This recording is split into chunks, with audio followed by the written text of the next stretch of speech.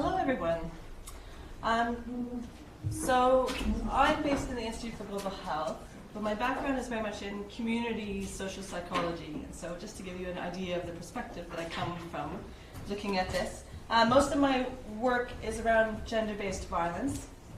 And gender-based violence is increasingly being recognized as a health issue.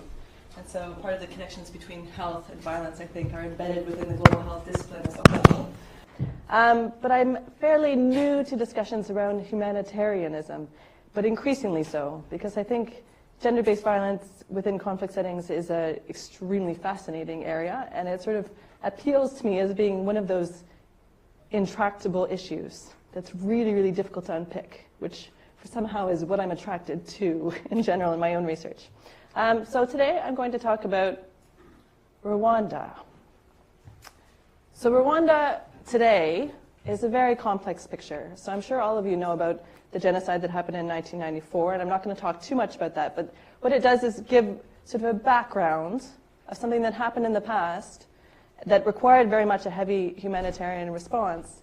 And now where are we 24 years later, after that response was carried out and things have changed dramatically? And so I think part of this puzzle, part of understanding the Rwandan context, is really the fact that after the genocide, there were so many people affected by it that it was a little bit difficult to understand how the country could move forward. And one of the ways in which they did attempt to move forward, both psychologically and emotionally and politically, was having the gacaca court system. So it was a community court system for reparation among community members, where community members came together and talked about the violence that had happened, gave testimony about the violence that had happened to them, and the courts, which were community members in and of themselves, made decisions about how to adjust or how things should be changed within the community accordingly. And so that sort of was the foundation of a very strong community system within Rwanda, which is something that I'm really interested in as a community health psychologist.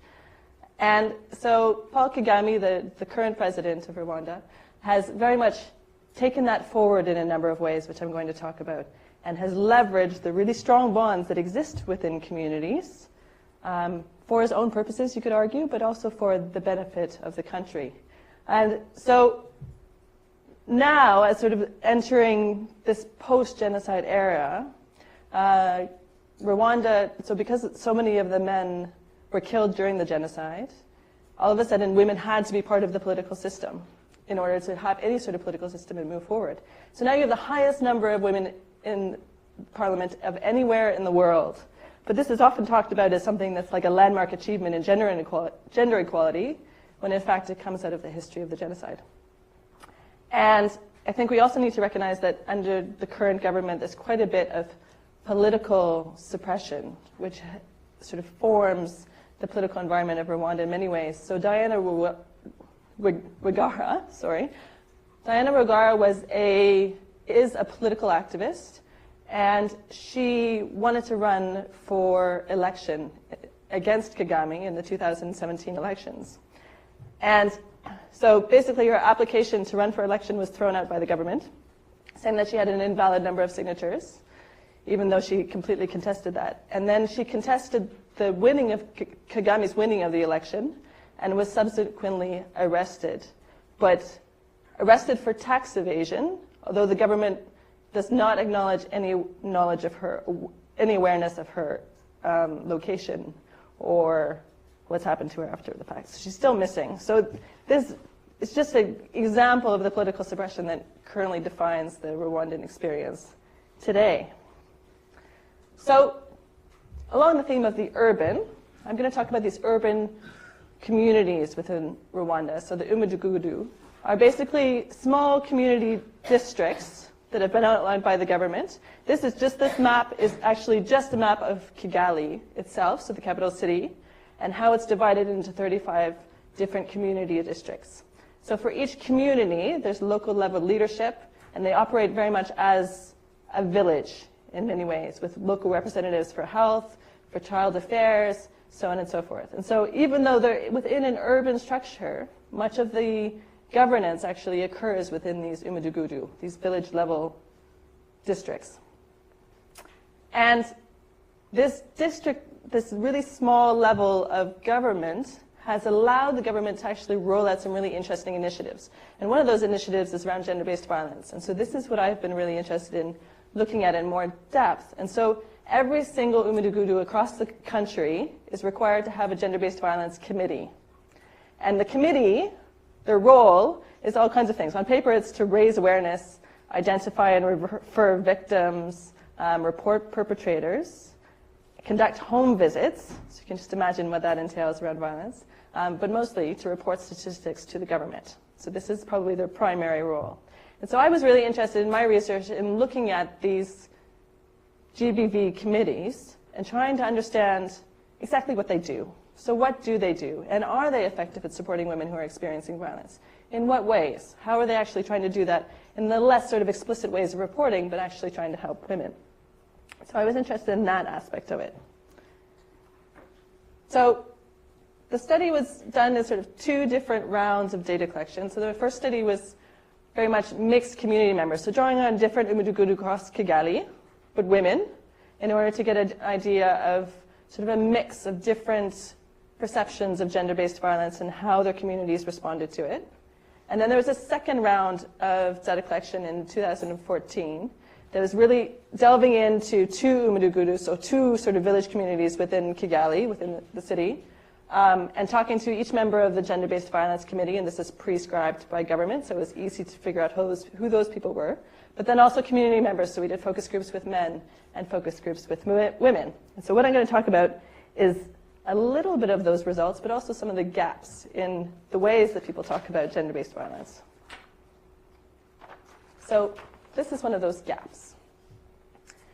So what we know from the literature is that witnessing violence as a child is very much a risk factor for gender-based violence as an adult, both for women experiencing violence as well as men perpetuating violence.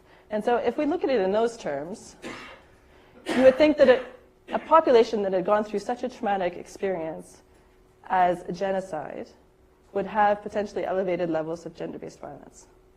But the DHS, the demographic and health surveys that have been done in the country, have shown this dramatic drop from the DHS that was done in 2008, I believe, and the one that was done in 2012. You see this dramatic drop that's not really explained. So to me, it comes back to the government surveillance a little bit, and the ways in which people feel that their lives are being monitored by the government. But there's also just a refusal to talk about it. So the fact that the violence people experience today could be somehow linked to the genocide is not a conversation that anybody wants to have. For a lot of reasons, many of them quite understandable, but it's not something that is a link that is often made, or that can be made. So I think it's an absence, in a sense. So looking back on this political situation and the fact that so many women have been moved into parliamentary positions, we can see that the absence of men has sort of opened up spaces for women's participation in politics in Rwanda in a way that isn't afforded or isn't available in other contexts. And so this is quite an amazing thing. And I think it offers quite a bit of opportunity, but at the same time, because there are so many women in leadership positions, and this challenges gender norms within Rwanda in many ways about what's appropriate for women's and men's behavior within the society, it also presents opportunities for more violence. And so one of the focus groups that we conducted with men in one of the small village communities within Kigali, the men talked about women drinking and how this was a sign of the changing times, and women are going to bars just like the men go to bars, and this is horrible, and this is not the way women should behave. And that was seen as a risk factor for violence. So, in a sense, they deserve to be beaten. So you can see how these things kind of play out, that women, as the society of Rwanda changes and shifts, and more women are in leadership position and take leadership roles, there's a bit of a backlash that's going on, I think, from the men in communities. And so that definitely came out of our focus groups. The loss of families. So this is something that's talked about only very subtly, but women definitely talk about the fact that the fact that they don't have a family to support them puts them in a very vulnerable position when it comes to violence. So they don't have a family that they can go back to if they're experiencing violence from their husband. And they don't have a mother and father who ultimately would believe them no matter what, or support them no matter what, under any circumstance. And so this creates a dynamic where women feel very vulnerable and are vulnerable as a result of just the loss of people, essentially, as a result, loss of almost an entire generation as part of the genocide. And so we need to sort of think of that, of links between genocide and gender-based violence. And then finally, this issue of increased government surveillance. And so I'm fascinated by the gender-based violence committees that have popped out of this, right? Which in a way are a mechanism for the government to control people's lives within the communities and to monitor gender-based violence levels as a means of reducing levels of gender-based violence, as a means of promoting themselves to international funders as promoting gender equality and making some change within their communities. And so it has a financial undercurrent a little bit. But what comes out of the way that the government has actually presented this issue, in order to appeal to everybody within Rwanda, they talked about violence as something that can affect men or women, which in the gender-based fight, we definitely talk about that, but our discussions are a bit more nuanced. So we talk about women as primarily the victims of gender-based violence, and that men suffer also from high levels of gender-based violence against women, but we don't talk about it as equal levels. And so the government of Rwanda is interested in talking about violence against men and violence against women, and it very quickly turns around to a discussion of, well, women are guilty in some way, or they're also perpetuating violence, or they're also taking acts of violence. And so this is just from a local newspaper, which I think just drives this point home of seeing actual infidelity as a form of sexual harassment or violence. So it's just a good illustration, I think, of how this is happening.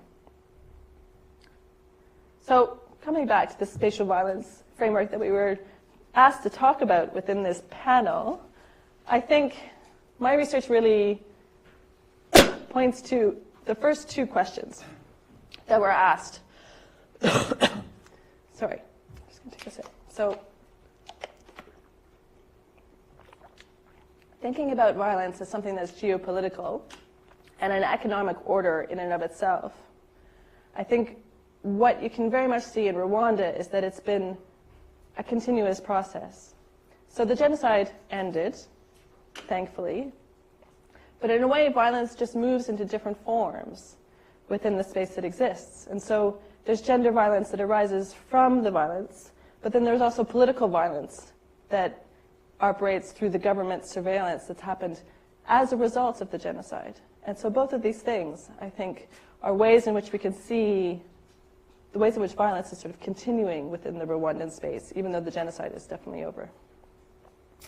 And then think about it as like the space-health nexus. Think about this connection between space and health. And think about it as a political actor in and of itself. I find this a really interesting question. So I mentioned the demographic and health survey measures, but these are a major political tool within Rwanda. And measurement is really everything to show development progress, to show development outcomes. And I think a lot of this actually distracts from a lot of the oppression that the government is putting in place in order to improve those numbers. And so just thinking about how that acts in a political space, I think is really interesting. And so that's the end of my talk. Thank you very much. Thank you.